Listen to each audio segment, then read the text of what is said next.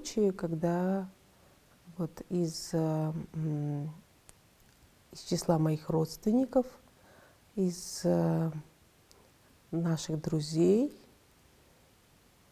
вот, и среди одноклассников. 20-25 адамдардын ошо ала качып үйлөнүшкөндөрдү жөнүндө маалыматым бар.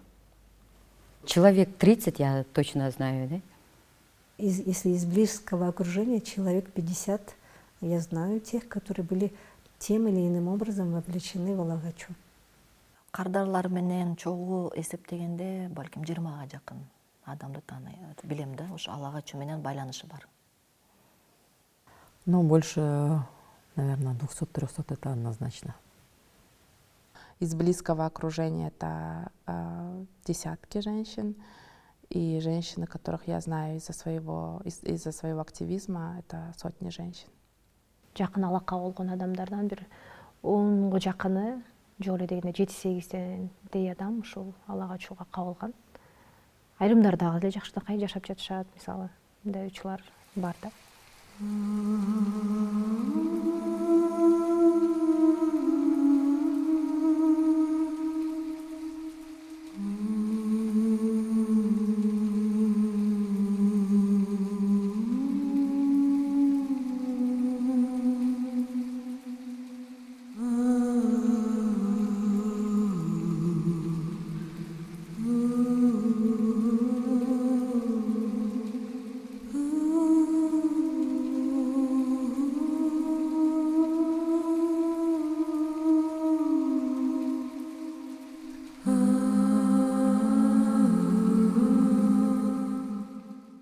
Кыз ала качуу бул кыргыздардын салты деген бир түшүнүк калыптанып калган да. Бирок чынчында бул тарыхка кайрылсак, бул эч кандай кыргыз салты эмес. Тескерисинче өткөн кыргыз бабалардын тарыхында бул салтты бузуу болуп эсептелген. Кимдир бирөөсүн жактырган болсо, жигит үйүнө келип, энесине, жеңелерине, жакын адамдарына айткан. Атасына угузгандан кийин атасы өзүнүн туугандарын чакырып, кеңешип, эгерде кыздын социалдык абалы ошол алардын өздөрүнүн абалына туура келе турган болсо, кандайдыр бир көз караштары дал болсо, макулдаштырып анан ошол кыздын үйүнө туугандары менен барган. Бул куда түшүп баруу деп эсептелген. Куда түшүп барганда кыздын ата энеси дагы өзүнүн туугандарын чакырып, алар өзүлөрү чечкен эмес, баары чогулуп алып, анан акылдашып чечкен. Алар сөзсүз түрдө кыздан сурашкан. Эгерде макул болгон болсо, бул окуяны кыргыздар кызга сөйкө салуу деп койгон. Ошол кыздын ата энеси туугандары макул болсо, кызга сөйкө салып, атайын сөйкө салып кетишкен кулагына. Бул сөйкө салуу мындайча айтканда, ошол кызды биз алабыз, мындан кийин башка киши жуучу келбейт деген сөз болчу. Ошол жуучу келип сүйлөшкөндөн кийин ошол процессте эле кыздын ата энеси менен баланын ата энеси кудалар болуп, алар калың бычышкан. Колунда бар ири байлар эле бат эле кубаса, мындай карапайым катардагы адамдар жок дегенде бир нече жылда берген. Ошол бир нече жылда калың берип аткан жылда кыз кудаланган, сөйкө салынган кыз деп эсептелип, ал кызга башка жуучу барган эмес. Ата энесинин төрүндө турган. Бирок ошо кызга калың төлөнүп бүткөнгө чейин жанагы куда түшүп койгон бала, күйөө бала барып турууга уруксат берилген.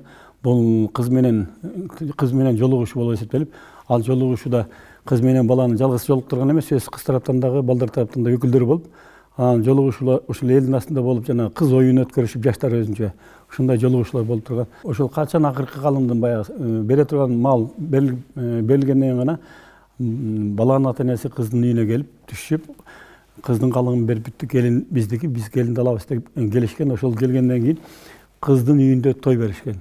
Кыздын үйүндө бир күн, бир нече күн той берилген. Жана ошол кыздын үйүндө нике кыйылган. Нике кыйылып, ошол жерден келинди болгондон кийин анан кызды төркүндөрү, ага туугандары кызды узаткан. Биздин салтта белгилүү фольклордо кызды узатты, атайын алыска кетип атат, башка жакка кетип атат деп кошок кошуп узатышкан.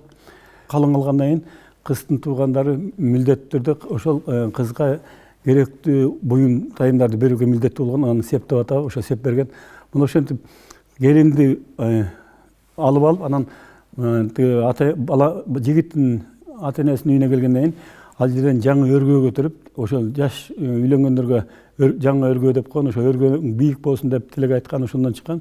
Анан ушул жаңы өргө көтөргөндөн кийин тууган ургун чогултуп ошол жерден той берип, акыры үйлөнгөндүгү ушинтип аяктаган. Раньше это же было патриархальное традиционное общество. Если ты пошел против воли родителей, если ты не выплатил какие-то там калың, там, эне сүтү или еще что-то там, тогда ты нарушаешь законы и реже, которые принимались на съездах биев и тому подобное. Да? То есть, и там, в принципе, уже тогда было показано, что вот этот зордук, похищение женщины с целью жениться, это преступление. Бул ошол жанагындай европалык маданиятка ыңгайлашуу максатында өзүбүздүн эски салттуу маданиятты танып, анын атын өзгөртүп, бурмалап түшүндүрүү максатында ошо ала качты деген терминге өткөнбүз да. Бул термин жөн гана үйлөндү деген сөздө алмаштырган синонимге айланып калган. Азыркы жаштар көбүнчө ошо ала качууну ата бабадан калган салт катары көрүшөт да. Бул чынында туура эмес, бул биздин салт эмес.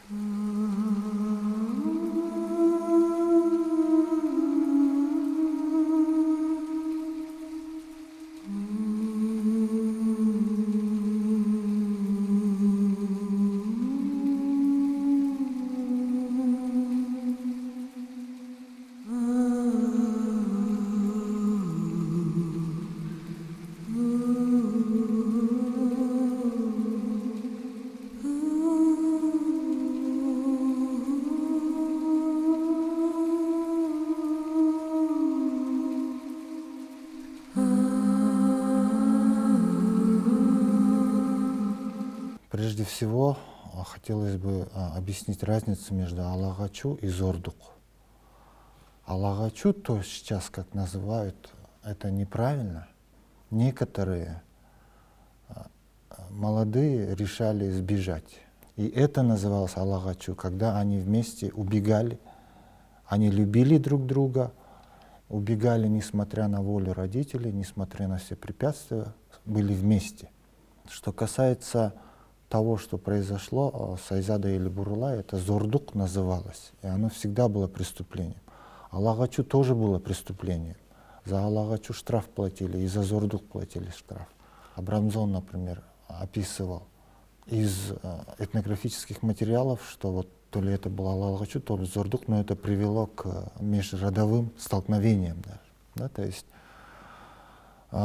если мы возьмем другие этнографические записи, везде написано, что это было очень крайне редкое явление. Почему? Потому что девушка была защищена не только законами, но и силой рода. Если ты похищаешь девушку из какого-то рода или племени, это оскорбление этому роду. Это пощечина, в принципе, этому роду, потому что ты, не договорившись с ними, забираешь их человек. Адис болуп мыкты болуп өзүм коомго элге пайдам тийгизишим керек деген ар кандай кыялдар менен көчөдө бараткан кызды бир убакта эле чоочун кишилер келип жанакынтип физикалык зомбулуктан баштап колун кайрып, башын жанакынтип кысып, машинеге жанакындай салып баштаганда адам такыр түшүнбөй калат дагы, бул оор кырдаал болуп калат, психотравмирующая ситуация деп коет. Адам шок болот да, шок фазасында эч кандай жакшы ой келбей калат дагы, чечимдерди чыгара албай, адам даже катып калып, даже үнү чыкпай калышы мүмкүн. Анан кийин ар кандай жаман ойлор келе баштайт да, бул эмне деген нерсе, булар мени өлтүрөбү, аман калтырабы, кандай болуп атат деп кичине ойлонуп баштаганда, балким бир нерселерди айтышы мүмкүн, бирок аябай бул катуу, чоң, жогорку деңгээлде стресс абалдын эң биринчисине кирет да. Такыр чоочун жерге, башка жерге чөйрөгө алып келип, анан экинчи бул психологиялык, моралдык, эмоционалдык зомбулук башталат да. Ар кандай апалар, эжелер, жеңелер күлүп жайнап, жолугун алып келип, тиги кыз түшүнбөй калат, эмне болуп атат деп. Кээ биркилер бар да мындай, ой биз ала качып келгенде унчукпай эле отуруп эле жолук салдырткан деген мааниде. Ал именно психологиялык защитанын механизми ошондой да. Бүт сезимдер, ойлор өчүп калгандай болуп калат да. Адам өзүнөн мындай жабыркаган белгиси, травма болуп атканда, как будто бы бир кинодо жүргөндөй же бир түш көрүп аткандай эле сезим болуп эле, эч кандай жакшы чечим чыгара албай, өзүн коргой албай калышат. Анан кийин үчүнчү этап башталат, ал сексуалдык зомбулук. Эгер ошол түнү зордукта болбосо дагы, бирок түн болуп калса дагы, таң атканча кыз коркуп чыгат да, азыр мен келет, азыр мисалы зордуктоо башталат, андан кийин басым кылышат деп калчылдап таң атканча ар кандай ой уктабай тынчсыздануу болуп аябай кыжалаттык менен өткөндө баары бир ал өзүнүн сексуалдык жыныстыгына кооптуу шарт түзүлгөн үчүн ал дагы зомбулукка кирет. Аны деген сөзсүз түрдө эле зордуктоо эмес, а именно даже вот эта угроза безопасности сексуального здоровья, это тоже является одним из видов насилия. И анын үстүнө эртең эл эмне дейт? Мен түнөп калдым, болду. Мен деген уже жарабай калдым болуш керек деп айтпасын, анда кой элдин сөзүнөн коркуп мен анда калып калышым керек деп. Анан кийин уже өзүн өзү зордуктоого да барышы мүмкүн да. Самонасилие, өзүнүн ички дүйнөсүнө жанакындай каршылыгына карабастан өзүн кыйнап жашайт да адам. Я могу только вспомнить историю одной моей знакомой, которая узнала, что ее дед похититель, случайно, когда он скончался. И бабушка сказала, что всегда его ненавидела, потому что он ее похитил молодой и заставил быть с ним всю жизнь. А потом она не могла уйти, потому что у нее были дети. И вот в чем проблема. Женщины, даже если они глубоко несчастны, если им больно, если они сталкиваются с насилием, они остаются, потому что у них дети. Они не могут оставить детей и не могут уйти с детьми, потому что часто в таких браках женщинам запрещают работать, чтобы они были более созависимыми. Когда приводят похищенную девушку, родственницы делают все, чтобы эта жертва осталась в этом доме. Да? И их основной аргумент, который они вслух произносят, ну и вообще, что мы точно так же пришли, так приходит, ты так пришла к счастью, да, там, ты приходишь к счастью через слезы, через насилие, да, ну это то, что вот мы на кыргызском слышим в такие моменты. Они же это делают искренне, потому что они все жертвы насилия. И когда мы живем в насилии, мы просто теряем адекватное восприятие мира, потому что когда ты живешь в насилии, тобой правит страх прежде всего, и ты можешь его не осознавать, что ты чувствуешь страх.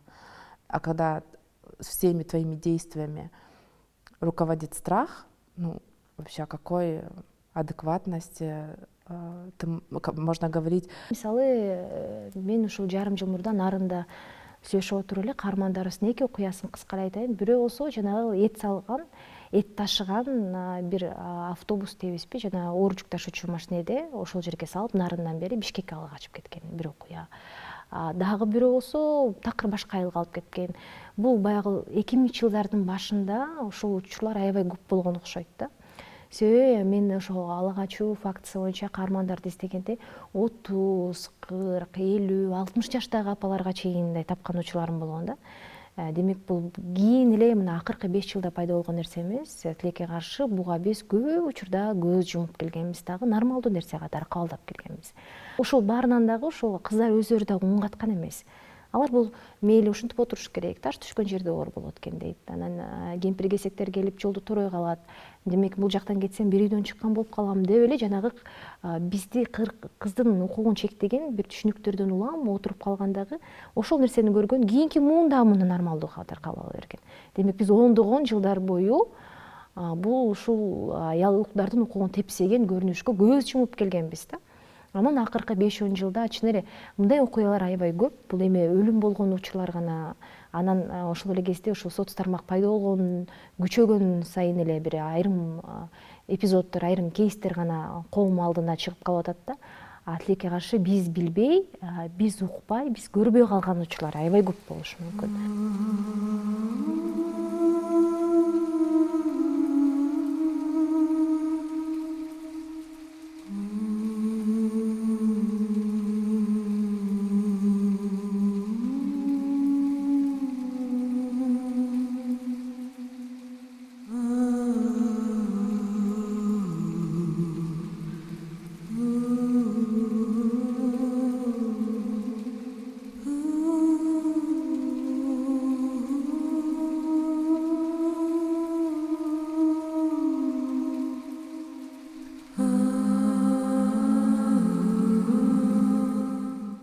Тибет бийлигинде деле ошол эски коомго жат феодалдык салт саналар деп аларды жерип жок кылуу, атеисттик кыймыл менен ошол жергиликтүү элдердин салтын, традициясын жок кылуу активдүү ишке ашырылган.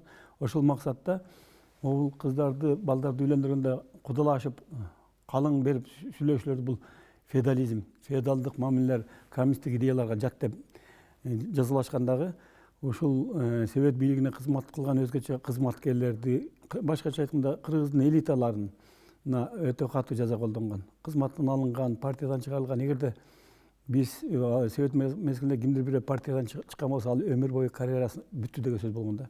Болбосо камалып кеткен.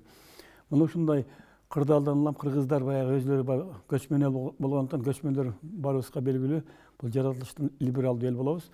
Ошол жаңы шартка ылайыкташа баштагандагы жанагы мурунку калыңдашты деген сөздөн качышып, калың бердик деген сөздөн качышып, кыргыздар өзлөрүнүн балдар кыздарын үйлөндүргөндө кыз ала качып кетиптир бизден деп, биз калың алган жокпуз, ала качып кетир деген сөз көп тарай баштаган. В советское время уже, как бы мы жили в новую эпоху, никаких традиций, никаких обрядов, и тем более какой выкуп. Но тем не менее он же негласно все равно существовал, этот выкуп, да, несмотря на эмансипацию, на запреты и так далее, он все равно существовал. И тогда, чтобы не платить калы, избежать его, парень воровал девушку. Это один источник или одна причина. Вторая причина, когда были неравные образовательные статусы. Девушка училась в городе, она была студенткой университета или колледжа, а парень был просто колхозник. Оставался в колхозе, жил своей жизнью. И, так скажем, его родители, его многочисленные женешки тогда говорили: ай, вот эта вот девушка, она учится в университете, красавица, умница, давайте ее воровать. И тем самым как бы давался момент или источник для того, чтобы поднять статус этого парня, мужчины, в целом этой семьи. Вот этот термин у нас, или вот это вот выражение «жакшы жерден алып атабыз». Балдарда бизде мындай шарт болбой калды да, өзгөчө айылдык кыргыздарда ушу кыздар менен тааныша турган бир жок эле да. Анан көбүнчө жаштар шаарга кетип калышы, окууга өтпөй калгандар шаарда завод фабрикаларда иштешчү. Ал эми айрымдар ата энеси менен калган эркектер өзгөчө айылда үйлөнүүгө өтө оор болгон да. Ошондуктан айылга жанагындай пахта тергени барган кыздарга, жана мал баккан, сакмал болуп барган, ушундай айыл-чар жумуштарына барган кыздарды көрүп калып сыртынан жактырып эле, анан баягы ала качат деген салт деп эле ушуну ала качып эле, анан ушул салтка айланып кеткен да. В то время для нас это казалось таким вот необходимым, рядовым явлением нашей жизни, советской, кыргызской жизни. По исследованиям профессора Клейнбаха и его коллег, и моих коллег с САУЦА, то 60% браков происходили именно таким образом. Женщин воровали, шла ли она по улице, шла ли она по городу, насильственно заталкивали в машину и все, привозили. И, безусловно, там, так скажем, различные стратегии, чтобы посадить эту девушку, бедную, загощую, надеть платок, затем доказать уже будущей родне или ее родителям, что она сама, в общем-то, не отказывается от этого брака. Мы в таких случаях, как вот этих зордуков, когда похищают девушку, мы видим трусость родителей прежде всего. Это первое, ну, конечно, вот в случае с Айзадой или Бурлай родители до конца стояли за девушек, но мы знаем абсолютно там 70%, когда родители предают своих детей. Это самое, что ни на есть, предательство. Почему? Потому что трусы. На них начальник наорет, он домой придет, на жене сорвется, на детях сорвется. То есть насильного не идет он, свое право не может отстоять, а срывается на слабом. И ему нужен этот слабый. Это может быть жена, это могут быть дети и тому подобное. И поэтому, когда его дочку похищают, собственную дочку похищают, он говорит: дура, ты нас опозорила. Это трусость, это предательство собственного ребенка. И из-за этого и многое происходило. Сколько человек сдали собственных дочерей, как лишний род? Это же очень обидно, когда тебя похищают. Физически 4 человека любого скрутят, меня тоже скрутят и в машину посадят. Тут я буду звонить родителям, и они будут говорить: ты нас опозорила, да? Потому что он трус. Мы брали интервью у похитителей. Почему похитители это делают? Один из героев рассказал нам, что он просто не умел разговаривать с женщинами. Ему нравилась его соседка. Она не обращала на него внимания. Он просто ее похитил. Он похитил ее, вынудил ее остаться с ним. Она родила ему дочь, ее здоровье сильно пострадало, и она больше не могла иметь детей, и он ее бросил, потому что он хотел сына. Поэтому он похитил новую девушку. Но когда мы вот обобщили и подсчитали ответы, у нас на первом месте был ответ от юношей, что они идут на похищение, потому что боятся отказа. Не потому, что у них не хватит денег на свадьбу, а потому что они не хотят получить отказ. Что если вот они идут к девушке и, например, приглашают ее на свидание или говорят: вот ты мне нравишься, я хочу с тобой встречаться, как ты на это смотришь? И девушка скажет: да ну, я не хочу с тобой встречаться. Ну, как бы это прям, ну, вот, очень бьет по самолюбию мальчиков, и они поэтому, чтобы такого отказа не получить, лучше они украдут. Да, как бы вот в ответах вот это звучало, да? Ну, прежде всего, на мужчин тоже идет сильное давление. Ты должен жениться. Я это сам по себе знаю. Я очень поздно женился. И были такие вещи, когда даже близкие знакомые подшучивали, что ты, мол, голубенький, что ли, до сих пор не женился и тому подобное, да? У нас очень статусное общество. То есть любой человек женатый считает себя выше холостяка, да? То есть по статусу, джолум улу, да, там вот это все. И в итоге человек, который не женат, он себя считает ущемленным каким-то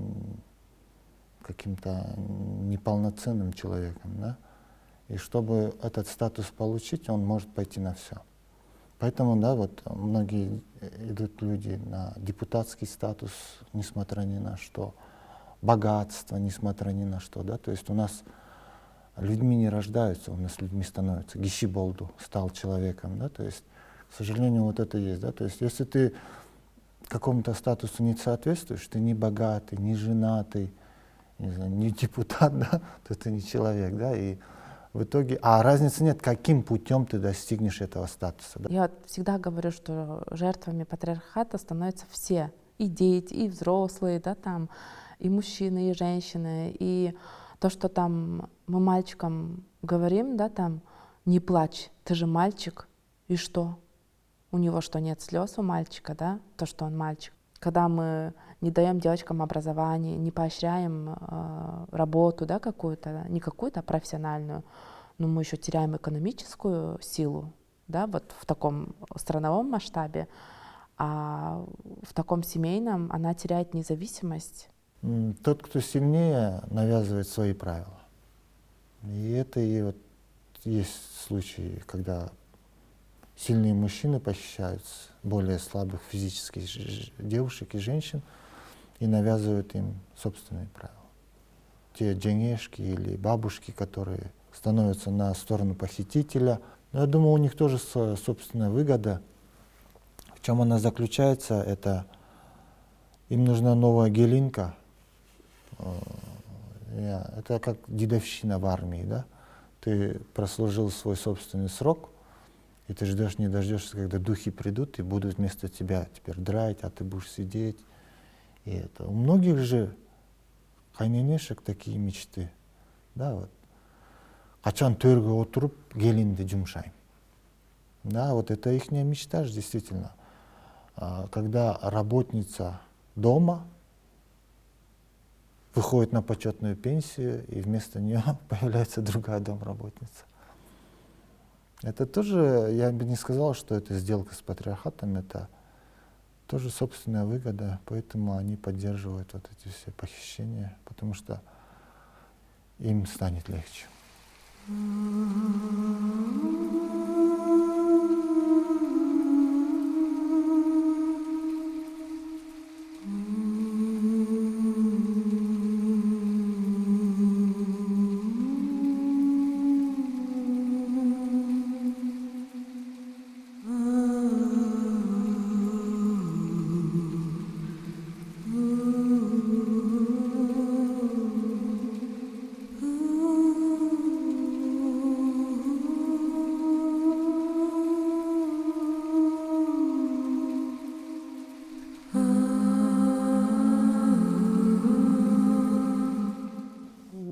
Мая 2018 года, это был как раз месяц Рамазан, Турдалы кызы Бурулай, она держала пост. И вечером, когда вот папа попросил сходить в магазин и купить кефир, зашла в магазин, и за ним же сразу, получается, забежали вот и Ахмат Сиитов, и Бедешев Марсбек забежали и схватили просто. И там крики были, свидетель был один, русский мальчик. Выбежала продавщица, выбежал из дома отец, он практически добежал до машины, коснулся этой машины, но машина не остановилась, она уехала. Они были задержаны только на посту Сосновка, то есть у въезда в этот Туашев перевал, да? Обыскали их. Доложились в Джаилское УВД, чтобы Джаилское УВД отправило СОК, следственно-оперативную группу. Но в Джаилское УВД не оказалось ни машины, ни этой группы. И тогда, получается, сотрудники, они оставили пост, чтобы доставить задержанных в Джаилское УВД. Свидетель Иман Алиев, начальник дежурной части, он говорит о том, что когда мы попросили выйти из машины, Бурулай вышла из машины, маленькая девочка, дрожит вся. Бурулай вышла из машины, а она была босиком. Она целыми сутками была голодная, так как держала пост, да? Этот Иман Алиев, он объяснил, что, сравнил ее с листочком, который дрожит вот так вот, маленькая вот такая, и босиком. Сразу же попросили зайти, и в этот кабинет Бурулай поговорила с отцом. «Со мной все хорошо, я в милиции, приезжайте скорее». Вот такие слова были, последние ее слова. Естественно, у него-то душа спокойная, дочка находится в милиции, дочка находится под защитой. Бедешев, он заходит, где вот Бурулай сидела, заходит туда, и как он показания дает? Он говорит, я зашел попросить, чтобы она сказала отцу, что она сама добровольно села в машину, никакого похищения не было. На что Бурулай отрицательно головой показала, что она не будет говорить такого. И в тот момент Бедешев говорит, на меня что-то нашло, и дальше не помнит. То есть он закрыл изнутри дверь, достал нож и, получается, нанес такие ножевые ранения. Несколько ножевых ранений было. Один из них был смертельный, когда вот именно вот в вену, в аорту главную попался. Следователя, тоже сотрудника, он отпросился, ушел поужинать домой. Это был месяц Орозо. Он пошел к себе домой на ужин, и на обратной дороге, когда переступил, говорит, ворота Джаилского УВД, он услышал крик, говорит, прям крик такой сильный, он оглянулся по сторонам, нету никого, и когда уже начал подходить к автоматчику, был повторный крик такой, он говорит, прям такой крик, душераздирающий крик, он говорит, что-то здесь творится, что здесь творится. И тогда вот автоматчик оглянулся, нету Бедешева, и вот тогда только побежали, не смогли открыть дверь. Дверь изнутри закрыта. Начальник дежурной части не позволял ломать дверь. Кричали, если сломаешь дверь, то будешь восстанавливать. Кто-то пытался, наверное, из сотрудников, а пока он пошел свою, оттуда взял ключи, не мог открыть. Только тогда вот этот, второй следователь, который услышал эти крики, он сломал дверь и зашли. И тогда вот они обнаружили такую картину, как Бурулай и Бөдөшев, они все в крови лежали на полу. А потом вот тут уже наступает халатность, наступила еще тогда, но тут уже укрытие фактов. То есть охраняемый объект, видеокамеры, где кто заходит, выходит, как вот это все делается. И выясняется потом, что вообще файлы стерты. Доступ к файлам у прокуратуры, не у сотрудников УВД. То есть прокуратура тем самым укрыла какие-то факты. Возбудили уголовное дело в отношении 3 сотрудников милиции УВД и в отношении 2 сотрудника ГИБДД, которые задержали. Сразу же уволили руководство Джаилского УВД. 23 сотрудника были привлечены к административным различным взысканиям и были уволены без права на восстановление. В отношении сотрудников в декабре 2019 года Аламединский районный суд вынес решение. Максимальное наказание для сотрудников было штраф 260 тысяч сомов. И плюс моральный, солидарно со всех с 3 солидарно 100 тысяч сомов, моральный ущерб. Бөдөшев, он не признавал вину, он так и говорил в суде: я не помню, говорит, я помню, как заходил, больше не помню, а потом как очнулся, помнит, да? Но у психолога психиатрическая экспертиза говорит, что он адекватный, он дает отчет своих действиям, не страдает какими-то психическими заболеваниями. Марсбек Бөдөшев уже крал Бурулай ранее, это было 4 мая 2018 года, того же года. Марсбек Бөдөшев тогда был с другими ребятами, там уже следствием не установленными ребятами. Они, получается, похитили Бурулай, когда она уже вышла с учебы, где она училась, вот в медучилище, и смогли вернуть отцу. Тогда он смог вернуть, потому что отец, он думал, наверное, раз там, понимает же это там похищение, не похищение, а традиция какая-то, алакачу, да? Он думал, может быть, они дружили. Но когда уже девочка Бурулай была дома, информацию другую услышали они, что применив силу, против ее воли украли, у Бурулай есть свой жених по имени Нурлан. 28 или 26 августа должна была быть свадьба. Уже день свадьбы определили.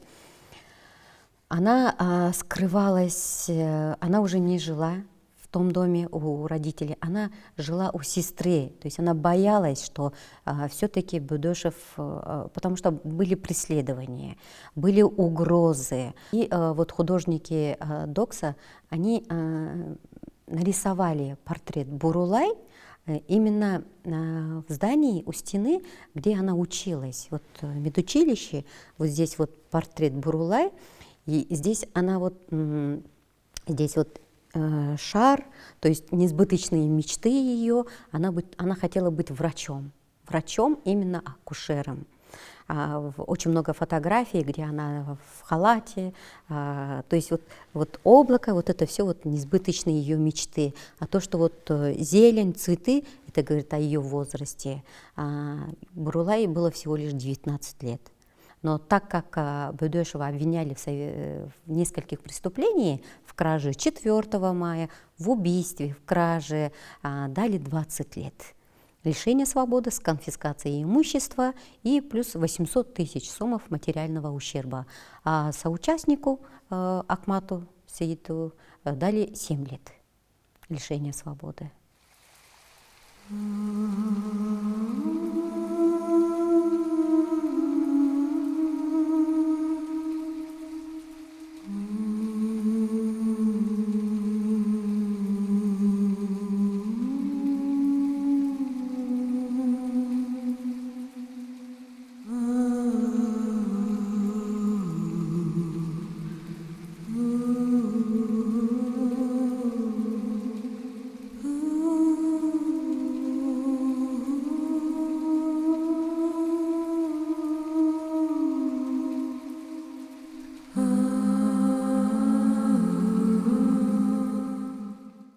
насилия стало очень много в нашей жизни, и оно стало нормой.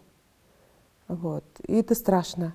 Это страшно, потому что насилие, оно передается. Вот как с молоком матери передается, например, вот точно так же насилие стало передаваться. Из поколения в поколение стало передаваться. И никто эту цепочку не прервет. Он как замкнутый круг стал, вот, который надо когда-то в какой-то момент разорвать. Я вот думаю, вот если мы будем изживать вот это отношение, наше животное отношение к женщине, что ее можно украсть и сделать женой, что потом она мне родит здоровых детей, да, они физически могут быть здоровыми, но они вот здесь вот будут нездоровыми, потому что мама, испытывая боль, испытывая, возможно, даже отвращение к этому мужчине, испытывая множество негативных чувств, она носила этого ребенка. И в этом ребенке изначально будут очень много вот таких вот сомнений, сомнений перед этим миром. Вот это вот негативные качества униженного, они в нем будут сидеть с молоком и матери, и с кровью матери.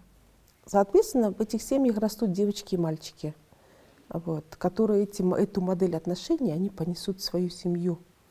Вот. И девочка, которая видит вот такое вот отношение отца к матери, и та мать, которая терпит, и она будет говорить своей дочери: терпи, дочь, я тоже терпела. Вот. И то же самое мальчик, который никогда не видел других способов разрешения конфликтов, нежели вот только через физические побои. Да? Но и нас с вами никто не учит, каким образом, да, вот разрешать конфликты в семье, правильно же? Нас никто этому не учит. Вот. И мы откуда эту модель берем? Мы эту модель берем именно в той нашей семье. Вот. И эту модель несем потом в нашу семью. И вот таким образом, как бы вот такой вот получается такой круг. Вот, круг вот этих вот отношений.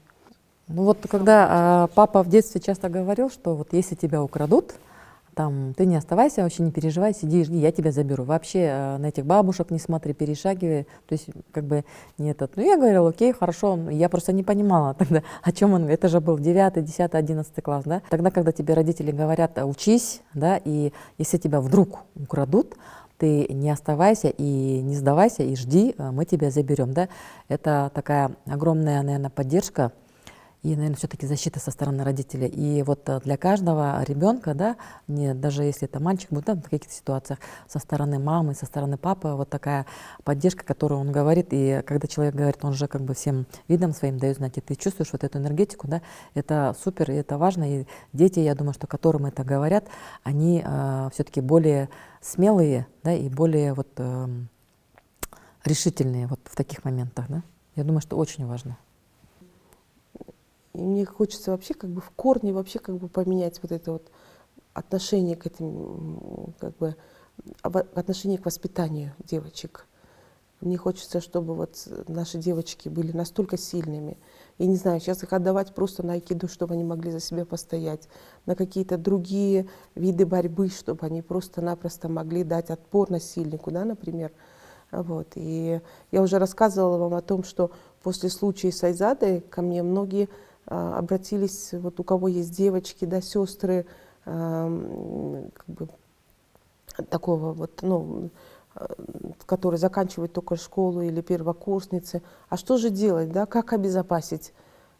Возить ее в институт и привозить, да, вот как в садик мы, например, девочку отвозим, привозим, да, детей отвозим и привозим.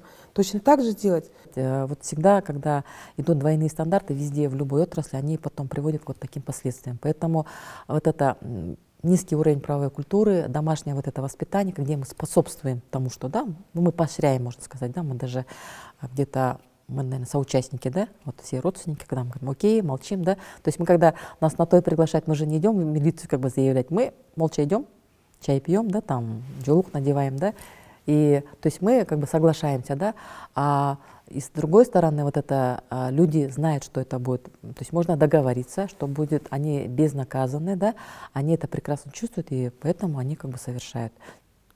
Очень сложно сказать, что, ну, вот как бы почему, несмотря на то, что существует там много организаций и существуют какие-то программы в государстве, да, что такие кейсы продолжают иметь место быть, но я думаю, что все равно не так достаточно работы. Ну вот, например, ну, как бы организации, работающие в этом направлении, это неправительственный сектор, да, и если посчитать там по всем регионам, то их, ну там, не знаю, ну может 20 будет организаций, но на всю страну они не могут охватить, поэтому все равно должно работать государство, должны работать вот Министерство культуры, они должны сейчас, если посмотреть, какие фильмы снимаются и показывают у нас вот по телевидению, да, то там очень много можно встретить мест, где романтизируется Аллахачу, да, что вот, или, например, у нас последние вот рекламы были,